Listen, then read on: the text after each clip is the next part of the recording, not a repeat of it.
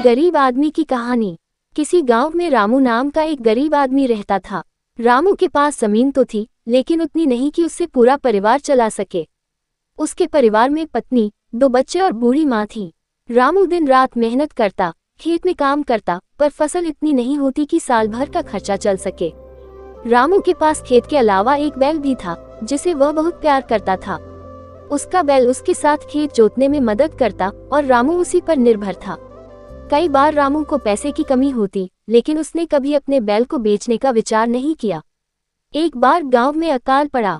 बारिश न होने के कारण फसल बर्बाद हो गई। गांव के लोग भूख से परेशान हो गए। रामू के घर में भी खाने के लिए कुछ नहीं बचा।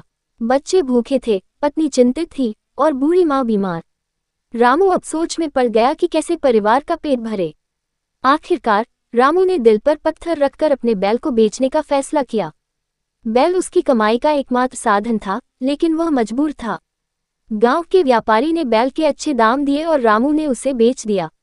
उस पैसे से उसने कुछ अनाज खरीदा और घर का खर्च चलाने लगा। लेकिन बैल को बेचने के बाद रामू के पास खेती करने का साधन नहीं बचा। उसने गांव में छोटे मोटे काम करना शुरू किया, जैसे लोगों के खेतों में मजदूरी करना।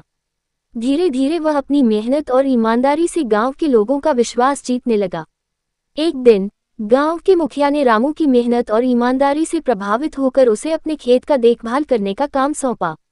रामू ने दिल से काम किया और कुछ ही वर्षों में उसकी स्थिति सुधरने लगी। अब वह न केवल अपना पेट पाल पा रहा था, बल्कि अपने बच्चों को भी पढ़ा पा रहा था। ये कहानी बताती है कि कठिनाइयों के बावजूद ईमानदारी और मेहनत से जीवन में सफल हुआ जा सकता है।